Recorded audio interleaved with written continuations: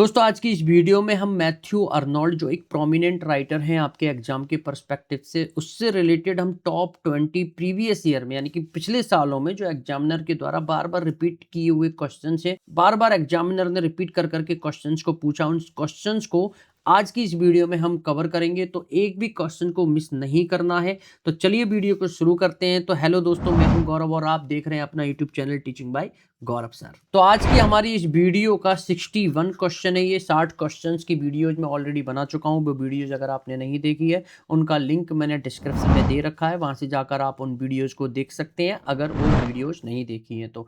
बाकी यहीं से हम कंटिन्यूटी बनाते हुए स्टार्ट कर रहे हैं। Arnold celebrated the scholar gipsies based on old legend narrated by Glanvill in the scholar gipsy Glanvill की किस किताब की कहानी पर आधारित है। और जितने भी क्वेश्चंस दोस्तों होंगे वो हिंदी और इंग्लिश दोनों ही भाषाओं में होंगे, जिससे कि आप हर एक क्वेश्चंस की लाइन को समझ पाओ और चार ऑप्शंस में से अपना विचार करके सोच समझकर एक सटीक आंसर को सेलेक्ट कर पाओ। तो यहाँ पर ये पीजीटी 2009 में क्वेश्चन आया है। ऑप्शन पढ़ लेते हैं। Option A the school master, B Palmerin of England, C the vanity of dogmatizing, D the shepherd of Salisbury Plain. चलिए देख लेते हैं करेक्ट आंसर क्या होगा। जो करेक्ट आंसर हो जाएगा वो हो जाएगा option C the vanity of dogmatizing. The scholar gypsy the vanity of dogmatizing में बताई गई एक पुरानी कहानी पर आधारित है। चलिए बढ़ते हैं अगले क्वेश्चन पर। Who is the author of the poem Shakespeare. Shakespeare नाम की जो कविता है इसके लेखक कौन है।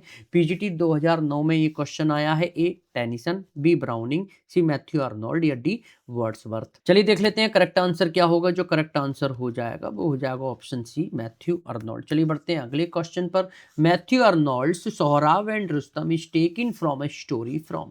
सोहराब एंड रुस्तम की कहानी कहां से ली गई है। पीजीटी 2003 में एक क्वेश्चन आया है। ए अरेबियन नाइट्स, बी अकबरनामा, सी शाहनामा या डी रुबैयत ऑफ उमर खैयम। चलिए देख लेते हैं करेक्ट आंसर क्या होगा। जो करेक्ट आंसर हो जाएगा वो हो जाएगा ऑप्शन सी शाहनामा। चलिए बढ़ते हैं अगले क्वेश्चन पर। Which of these is not a poem by Matthew Arnold. इनमें से कौन सी कविता मैथ्यू अर्नोल्ड की नहीं है। पीजीटी 2003 में एक क्वेश्चन आया है। A the forsaken merman, B Dover beach, C Tristram and Iseult या डी द किंग्स ट्रेजेडी। चलिए देख लेते हैं करेक्ट आंसर क्या होगा।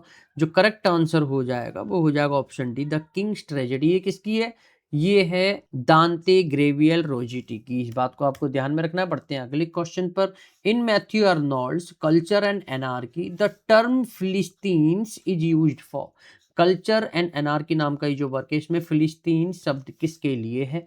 पीजीटी 2004 में क्वेश्चन आया है। A the English working class के लिए, be the English middle class के लिए, see the English aristocratic class के लिए या D the people of Palestine के लिए। चलिए देख लेते हैं करेक्ट आंसर क्या होगा। जो करेक्ट आंसर हो जाएगा वो हो जाएगा option be the English middle class, यानी कि अर्नोल्ड के अनुसार इंग्लिश मिडिल क्लास फिलिस्तीन है। चलिए बढ़ते हैं अगले क्वेश्चन पर। Who wrote Sohrab and Rustam. Sohrab and Rustam नाम का जो वर्क है वो किसने लिखा था। पीजीटी 2005 में एक क्वेश्चन आया है। ए पीबी शैली, बी आर्थर ह्यूक्लो, सी मैथ्यू अर्नोल्ड या डी आर्थर हेलम। चलिए देख लेते हैं करेक्ट आंसर क्या होगा। जो करेक्ट आंसर हो जाएगा वो हो जाएगा ऑप्शन सी मैथ्यू अर्नोल्ड। चलिए बढ़ते हैं अगले क्वेश्चन पर। Others abide our questions, thou art free, be ask and ask, thou smilest and art still। बाकी कवियों से तो हम सवाल पूछ सकते हैं पर तुम आजाद हो। हम बार बार सवाल पूछते हैं पर तुम बस मुस्कुराते हो और शांत रहते हो। Who praised Shakespeare in the above lines. ऊपर दी गई लाइनों में शेक्सपियर की तारीफ किसने की है। पीजीटी 2005 में एक क्वेश्चन आया है। A doctor Johnson, B Matthew Arnold, C Coleridge या डी टी.एस. एलियट। चलिए देख लेते हैं करेक्ट आंसर क्या होगा। जो करेक्ट आंसर हो जाएगा वो हो जाएगा ऑप्शन बी मैथ्यू अर्नोल्ड, यानी कि these line are taken from the poem Shakespeare by Matthew Arnold. चलिए बढ़ते हैं अगले क्वेश्चन पर। नेक्स्ट हमारा क्वेश्चन है। मैथ्यू अर्नोल्ड्स रग्बी चैपल कमेमोरेट, यानी कि रग्बी चैपल किसकी याद दिलाती है। पीजीटी 2005 में क्वेश्चन आया है। Option A the death of his father, B the death of his friend, C the death of a girl या D the death of his relative. चलिए देख लेते हैं करेक्ट आंसर क्या होगा। जो करेक्ट आंसर हो जाएगा वो हो जाएगा option A the death of his father. चलिए बढ़ते हैं अगले क्वेश्चन पर। नेक्स्ट हमारा क्वेश्चन है। Who is Thyrsis in the poem of the same name. Thyrsis नाम का जो वर्क है इस कविता में थायरिसिस कौन है? पीजीटी 2005 में एक क्वेश्चन आया है। ए एडवर्ड किंग, बी आर्थर ह्यूक्ला, सी आर्थर हेलम या डी पीबी शैली। चलिए देख लेते हैं करेक्ट आंसर क्या होगा। जो करेक्ट आंसर हो जाएगा वो हो जाएगा ऑप्शन बी आर्थर ह्यूक्ला। चलिए बढ़ते हैं अगले प्रश्न पर। नेक्स्ट हमारा क्वेश्चन है विच of the following works is not associated with Matthew Arnold. इनमें से कौन सी रचना मैथ्यू अर्नोल्ड की नहीं है? पीजीटी 2005 में क्वेश्चन आया है। A culture and environment, B Dover beach, C Thyrsis या डी एम्पिडोकल्स ऑन एटना। चलिए देख लेते हैं करेक्ट आंसर क्या होगा। जो करेक्ट आंसर हो जाएगा वो हो जाएगा option A culture and environment. चलिए बढ़ते हैं अगले क्वेश्चन पर। Matthew Arnold was not a an, Matthew Arnold इनमें से क्या नहीं थे? पीजीटी 2010 में एक क्वेश्चन आया है। ये एक पोइट नहीं थे, बी क्रिटिक नहीं थे, सी एसेइस्ट नहीं थे या डी नोवेलिस्ट नहीं थे। चलिए देख लेते हैं करेक्ट आंसर क्या होगा। जो करेक्ट आंसर हो जाएगा वो हो जाएगा ऑप्शन डी। ये क्या थे? एक निबंधकार थे, ना कि उपन्यासकार। यानी कि Arnold was a poet, critic and essayist but not a novelist. चलिए बढ़ते हैं अगले क्वेश्चन पर। Is there no life but these alone, madman और slave, must man be one. क्या इनके अलावा कोई और जीवन नहीं है? क्या आदमी को या तो पागल होना पड़ेगा या फिर गुलाम? क्या इंसान को इनमें से कोई एक ही होना पड़ेगा? The above lines are from which poem. ऊपर दी गई लाइनें किस कविता से हैं? पीजीटी 2010 में एक क्वेश्चन आया है। A the buried life, B forsaken merman, C a summer night या डी डेस्टिनी। चलिए देख लेते हैं करेक्ट आंसर क्या होगा। जो करेक्ट आंसर हो जाएगा वो हो जाएगा ऑप्शन ए अ समर नाइट। चलिए बढ़ते हैं अगले क्वेश्चन पर। नेक्स्ट हमारा क्वेश्चन है Rugby Chapel by Matthew Arnold is written in the memory of. Rugby Chapel ये जो वर्क है ये किसकी याद में लिखी गई है? पीजीटी 2010 में क्वेश्चन आया है। ए टेनिसन, बी शेक्सपियर, सी थॉमस अर्नोल्ड या डी कीट्स। चलिए देख लेते हैं करेक्ट आंसर क्या होगा। जो करेक्ट आंसर हो जाएगा वो हो जाएगा ऑप्शन सी थॉमस अर्नोल्ड की याद में ये लिखी गई है। चलिए बढ़ते हैं अगले क्वेश्चन पर। He laid us as we lay at birth on the cool flowery lap of earth. उन्होंने हमें वैसे ही सुकून दिया जैसे हम जन्म के समय शांत थे। उन्होंने हमें धरती की ठंडी और फूलों वाली गोद में लिटा दिया। In the above line he stands for. ऊपर दी गई लाइनों में ये जो ही है किसके लिए आया है? पीजीटी 2010 में एक क्वेश्चन आया है। ए सैली के लिए, बी गैटे के लिए, सी बर्ड्सवर्थ के लिए या डी अर्नोल्ड के लिए। चलिए देख लेते हैं करेक्ट आंसर क्या होगा। जो करेक्ट उत्तर हो जाएगा वो हो जाएगा ऑप्शन सी वर्ड्सवर्थ के लिए लाइंस यूज की गई हैं। चलिए बढ़ते हैं अगले क्वेश्चन पर। Others abide our question thou art free.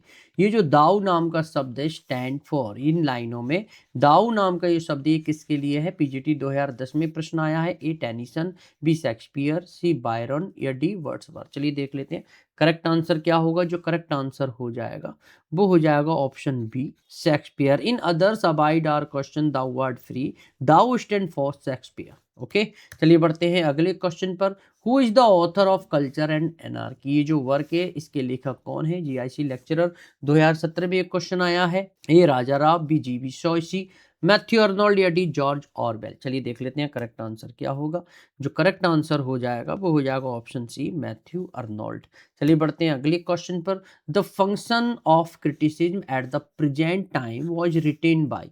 ये किसके द्वारा लिखा गया है? जीआईसी लेक्चरर 2017 में एक क्वेश्चन आया है। A doctor Johnson, B S T Coleridge, C Matthew Arnold या डी टी एस एलियट। चलिए देख लेते हैं करेक्ट आंसर क्या होगा। जो करेक्ट आंसर हो जाएगा वो हो जाएगा ऑप्शन सी मैथ्यू अर्नोल्ड। चलिए बढ़ते हैं अगले क्वेश्चन पर।